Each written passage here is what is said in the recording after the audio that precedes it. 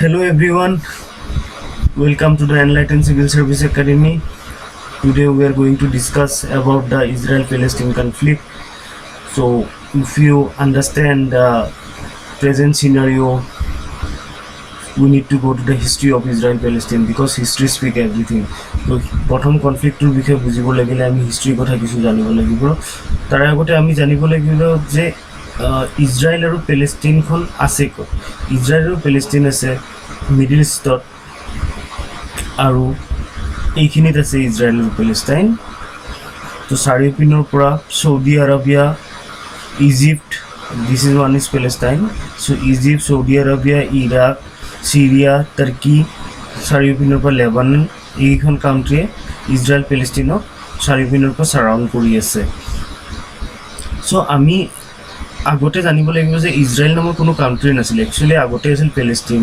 কিন্তু যেতিয়া first world war হৈছিলে তেতিয়া অটোমান ডাইনেষ্টি নামৰ অটোমান এম্পায়াৰ নামৰ এখন এম্পায়াৰ আছিলে মিডল ইষ্টত, which was the most stronger empire in the middle east. So' যেতিয়া প্ৰথম ৱৰ্ল্ড ৱাৰ হৈছিলে তেতিয়া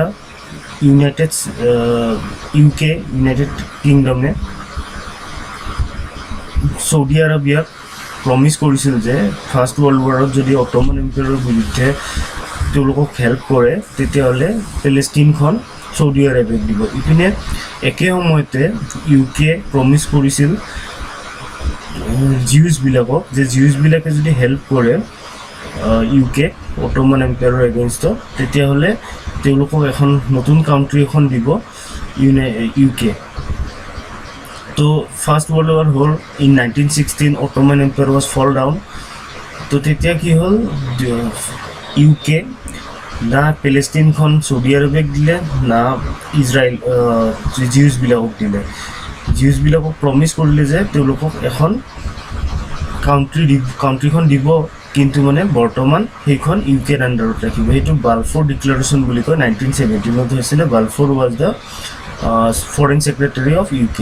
তো জিউছবিলাকক প্ৰমিছটো কৰিছিলে, বাট পেলেষ্টাইনখন নিজৰ আণ্ডাৰত ৰাখিছিলে। কাৰণ মানে ইজৰাইল এটা চিম্পেথেটিক যিটো বালফোৰ ডিক্লাৰেশ্যন আছিল এইটো এটা চিম্পেথেটিক ডিক্লাৰেশ্যন আছিলে, কাৰণ জিউছবিলাকৰ ওপৰত বহুত বছৰ আগৰ পৰা অত্যাচাৰ চলি আহিছিলে। ইভিন খ্ৰীষ্টিয়ানবিলাকে এইটো মানি চলিছিল, অন্ধবিশ্বাস এটা আছিল যে জেছাছ খ্ৰাইষ্ট জিউছৰ ঘৰত জন্ম হৈছিলে। চ' জিউছবিলাক যেতিয়া জেছাছ খ্ৰাইষ্টক ক্ৰুচিফাই হৈছিলে তেতিয়া জিউছবিলাকে হেল্প কৰিছিলে ক্ৰুচিফাই কৰোঁতে। চ' খ্ৰীষ্টিয়ানবিলাকে জিউছবিলাকক বহুত বেয়া পাইছিলে আৰু তাৰ কাৰণে বহুত অত্যাচাৰ চলি আছিলে। আৰু আমি ছেকেণ্ড ৱৰ্ল্ড ৱাৰৰ সময়ত জানো যে হিটলাৰে কেনেকৈ জিউছবিলাকৰ ওপৰত অত্যাচাৰ কৰিছিলে। চ' এইটো এটা চিম্পেথেটিক ডিক্লাৰেশ্যন আছিলে, বালফোৰ ডিক্লাৰেশ্যন, যিটোত মানে এখন ইজৰাইল নামৰ এখন কাউণ্ট্ৰি এখন বনাব জিউছবিলাকৰ কাৰণে UK সেইটো প্ৰমিছ কৰিছিলে। কিন্তু 1917 বালফোৰ ডিক্লাৰেশ্যনটো কৰি পিনি UK নিজৰ আণ্ডাৰতে পেলেষ্টাইনখন ৰাখিছিলে।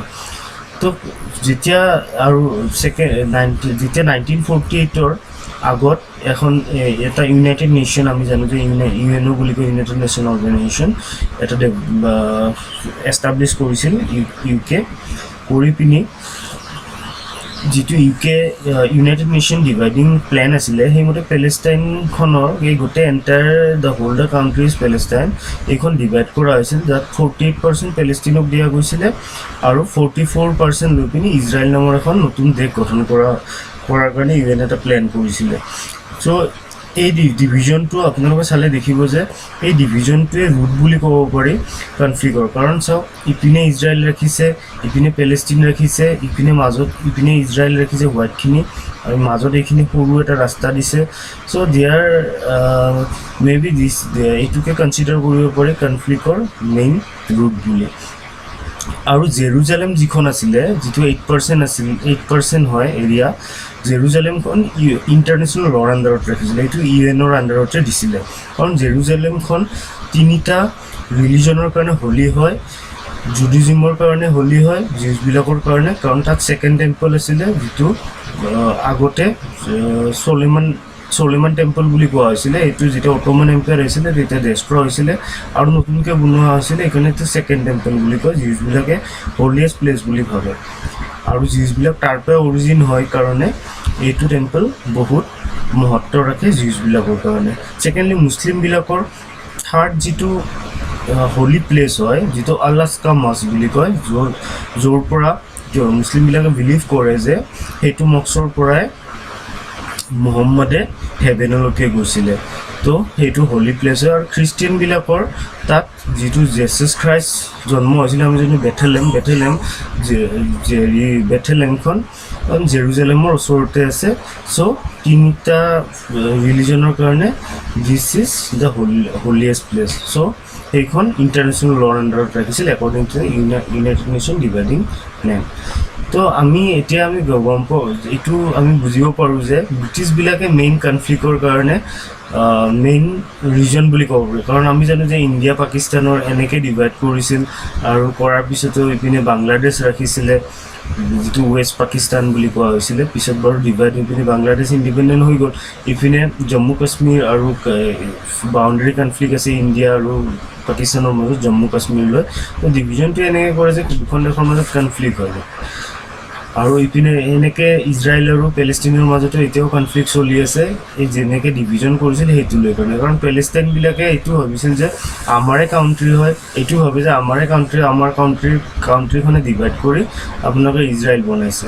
আৰু ছেকেণ্ডলি তাতে মিডিল ইষ্টত জিউছবিলাকক বহুৱাৰ এটাই ৰিজন আছিল যে চাৰিপিনে মুছলিম কাউণ্ট্ৰি আছিল। তো মুছলিম কাউণ্ট্ৰিৰ পাৱাৰখিনি কণ্ট্ৰল কৰাৰ কাৰণে UK তাত ইজৰাইলখন বনাইছিলে। তো এতিয়া আমি চাব লাগিলে দিছ য়েল' ৰিজন ইজ ইজৰাইল। এইটো আগতে পেলেষ্টাইন আছিলে, য়েল' ৰিজনখিনি লৈ পিনে ইজৰাইল হেৰি কৰিছিলে। এইপিনে ৱেষ্ট বেংক, এই বৰ্তমানৰ এইটো মেপ হয়, এইটো ৱেষ্ট বেংক বুলি কয়, আৰু এইটো গাজা ষ্ট্ৰীপ বুলি কয়। এই প্ৰেজেণ্টলি গাজা ষ্ট্ৰীপৰ পৰা মিছাইলবিলাক এয়াৰ লঞ্চ হৈ আছে। গাজা ষ্ট্ৰীপৰ হামাছ নামৰ এটা সংগঠন আছিল, যিটোৱে পেলেষ্টিনবিলাকক ৰিপ্ৰেজেণ্ট কৰে, বাট ইজৰাইলৰ মতে this is a terrorist organisation. এইটোৰ পৰাই হামাছবিলাকে এয়াৰ ষ্ট্ৰাইক কৰি আছে ইজৰাইললৈকে। আৰু হামাছক ছাপোৰ্ট কৰি আছে ইজিপ্তে, আৰু এইটো ইজৰাইল হয়। আৰু ইপিনে Jordan, this is Saudi Arabia, this is Syria, this is Lebanon. তো এতিয়া চাওক, এইখন 100% পেলেষ্টাইন আছিল বিফ'ৰ 1948। তাৰপিছত এইখিনি 44% পেলেষ্টাইনক দিয়া গৈছিলে 1948-ত, যেতিয়া UN ডিভিজন প্লেন হৈছিলে। 1967 ৱাৰ অফ ইণ্ডিপেণ্ডেঞ্চ হৈছিলে, 6 ডে ৱাৰ বুলি কোৱা হয়। আৰু এই 6 ডে ৱাৰখনতে ইজৰাইল ইমান ষ্ট্ৰং হৈ গৈছিলে। 1948-ত জিউছবিলাকে যুদ্ধ কৰিছিল নিজৰ অস্তিত্ব ৰক্ষাৰ কাৰণে। জিউছৰ সেনাও কম আছিলে, ৱেপনো কম আছিলে, বাট গোটেইকেইখন কাউণ্ট্ৰিকে হৰাইছিলে 1948-ত। কাৰণ জিউছবিলাকে জানিছিল they are fighting for their future. যদি তেওঁলোকে সেইখন যুদ্ধ হাৰে, তেওঁলোকৰ অস্তিত্বই নাথাকিব।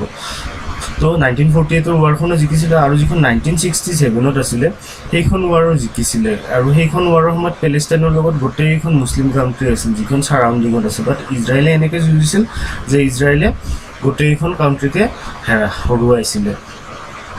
তো এই 6 ডে ৱাৰৰ পিছত ইপিনৰ পেলেষ্টাইনৰ অংশখিনি ইজৰাইলে দখল কৰিলে, ওপৰৰখিনি দখল কৰিলে, পিছত এইখিনি অংশ থাকে।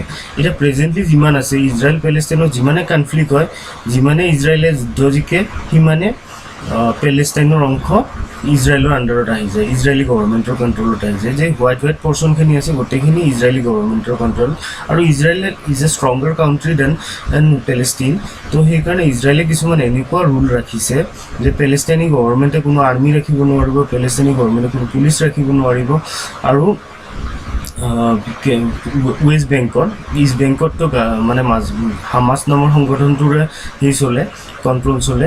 তো ইজৰাইলৰ কণ্ট্ৰল এইখিনিত নাই গাজা ষ্ট্ৰীপত, বাকী এইখিনি অঞ্চলত ইজৰাইল গভৰ্ণমেণ্টৰ কণ্ট্ৰল চলে। কাৰণ UN যদিও আছে জেৰুজালেমত, UN ইজৰাইল যিটো ষ্ট্ৰং হয়, ইজৰাইলৰ কথা মতে চলে। তো এতিয়া দেখিছোঁ যে 15%হে পেলেষ্টাইন বাকী আছে, বাকী গোটেইখিনি ইজৰাইলৰ আণ্ডাৰত গুচি গৈছে। তো এতিয়া প্ৰেজেণ্ট কনফ্লিক্টৰ কিছুমান ফটো হয়, দেখিছে কিমান ডিভাষ্টিং হৈছে দুয়োখন চিটিতে। তো এইখন ফটোৰ দ্বাৰা দেখাইছে যে কেনেকৈ ষ্ট্ৰিং হৈছে পেলেষ্টাইন। তো এতিয়া জেৰুজালেমৰ কথাটো আমি এতিয়া আগতে কৈছোঁ যে 3টা ৰিলিজন আছিল, জুডিজিম, খ্ৰীষ্টিয়ানিটি আৰু ইছলাম।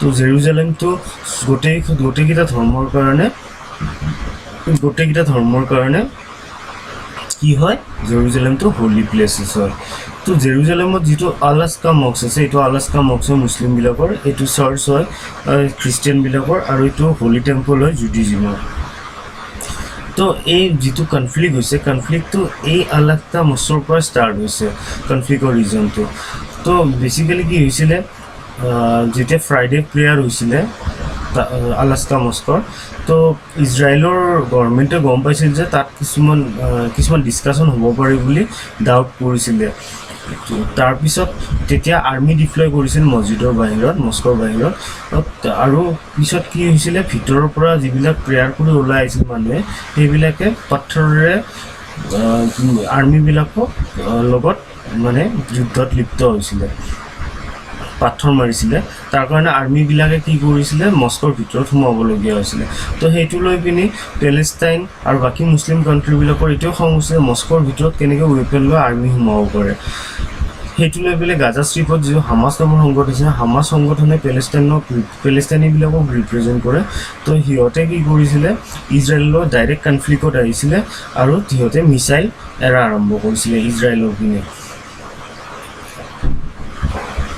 তো মেইন কনফ্লিক্ট যিটো হৈছে সেইটো মেইনলি হৈছিলে জেৰুজালেম আছে যে জেৰুজালেমৰ ওচৰত এটা চিটি আছে ইষ্টত সেইটো শেখ জাৰা বুলি কয় তো শেখ জাৰা যিটো চিটি আছে চিটিটোত কি হৈছে কিছুমান প্ৰপাৰ্টি লৈ কনফ্লিক্ট হৈছে কাৰণ যেতিয়া 1948 ডিভিজন হৈছিলে 1948 আগত শেখ জাৰাত জিউছবিলাকে বাস কৰিছিলে আৰু জিউছবিলাকৰ তাত ভেলিড ডকুমেণ্ট আছে প্ৰপাৰ্টিৰ যে সেইখিনি জিউছবিলাকৰ প্ৰপাৰ্টি হয় বাট যেতিয়া ডিভিজন হৈছিলে তো পেলেষ্টাইনৰ পৰা জিউছবিলাক ইজৰাইলৰ পিনে আহি গৈছিলে আৰু ইজৰাইলত থকা মুছলিমবিলাক পেলেষ্টাইনৰ পিনে আহিছিলে আৰু শেখ জাৰাত কি কৰিছিলে শেখ জাৰাত নিজৰ ঘৰবিলাক বনাব আৰম্ভ কৰিছিলে আৰু 1948 পিছত শেখ জাৰাৰ আধা অংশ মানে ইষ্টৰ পিনে এইখিনি অংশ জৰ্ডানৰ আণ্ডাৰত যায় আৰু জৰ্ডান গভৰ্ণমেণ্টেও হেল্প কৰিছিল পেলেষ্টাইনীবিলাকক শেখ জাৰাত ঘৰ বনোৱাৰ কাৰণে কিন্তু 1967 যেতিয়া শেখ জাৰাখন ইজৰাইলৰ আণ্ডাৰত আহে আফটাৰ 6 ডে ৱাৰৰ পিছত তেতিয়া কি হয় তেতিয়াৰ পৰা জিউছবিলাকে ডিমাণ্ড কৰা আৰম্ভ কৰে যে একচুৱেলি প্ৰপাৰ্টিখিনি জিউছৰ হয় মুছলিমবিলাকে ভেকেট কৰি দিব লাগে ঘৰবিলাক বাট মুছলিমবিলাকে কৈ আছে যে আমি ইয়াতে আহি পিনি বাস কৰি আছোঁ 1948 পিছত তো এইখিনি আমাৰ হয় তো সেইটো লৈ পিনি ৰিচেণ্টলি ইজৰাইলী এখন কোৰ্টে ভাৰ্ডিক্ট দিছে যে হয় এইখিনি জিউছৰে হয় তো সেইকাৰণে এইখিনি জিউছক দিব লাগিব কিন্তু ইন দ্য আদাৰ হেণ্ড পেলেষ্টাইনী গভৰ্ণমেণ্টৰ এইটো কথা যিটো শেখ জাৰা ইউএনৰ আণ্ডাৰত আহে ইণ্টাৰনেশ্যনেল লৰ আণ্ডাৰত তো ইজৰাইলী কোৰ্টৰ ভাৰ্ডিক্টটো ইয়াত নাখাতে তো সেইটো লৈ পিনি বহুত ৰেলী ওলোৱা আৰম্ভ কৰে বাট সেইটো লৈ পিনি কনফ্লিক্ট আৰম্ভ হয় আৰু কনফ্লিক্টটো শেখ জাৰা লৈ পিনি চৰম হৈ যায় যেতিয়া হামাছে আক্ৰমণ কৰা আৰম্ভ কৰে 10 মে তো এই এয়াৰ ষ্ট্ৰাইকৰ হোৱাৰ কাৰণে কি হয় যিটো এয়াৰ ষ্ট্ৰাইক হয় ইয়াৰ পৰা এয়াৰ ষ্ট্ৰাইকবিলাক দেখুওৱা গৈছে এইটো হামাছে এয়াৰ ষ্ট্ৰাইক কৰি আছে তো এই এয়াৰ ষ্ট্ৰাইকৰ বহুত এৰাউণ্ড 1500 এতিয়ালৈকে মিছাইল এৰিছে হামাছে কিন্তু ইজৰাইলৰ ক্ষয়ক্ষতি বহুত কম হৈছে ক্ষয়ক্ষতি কম হোৱাৰ এটাই কাৰণ আছে ইজৰাইলৰ এটা ডিফেন্স ছিষ্টেম আছে এইটো কি কয় আইৰণ ড'ম বুলি কয় ইহঁতে কি কৰে আইৰণ ড'মত ৰাডাৰ কিছুমান ফিট কৰা থাকে যেতিয়া শত্ৰুৱে মিছাইলেৰে হামাছে মিছাইলেৰে তো এই ৰাডাৰে ডিটেক্ট কৰি লয় যে মিছাইলটো ক'ত পৰিব যদি মিছাইলটো কোনো জনবসতি থকা ঠাইত পৰিব বুলি ভাবে তেতিয়া আইৰণ ড'মৰ পৰা এটা মিছাইল ওলাই যায় গৈ পিনি যিটো মিছাইল আহে এইটো আইৰণ ড'মৰ পৰা ওলোৱা মিছাইল যিবিলাক মিছাইল মানে জনবসতি থকা ঠাইত পৰিব বুলি ভাবে তো ইয়াৰ ডিৰেকশ্যনটো চেঞ্জ কৰি দিয়ে আৰু কিছুমান বেৰেন ঠাইত গৈ পিনি এই শত্ৰুৰ মিছাইলটো পেলাই দিয়ে আৰু কিছুমান আকাশতে ধ্বংস কৰি দিয়ে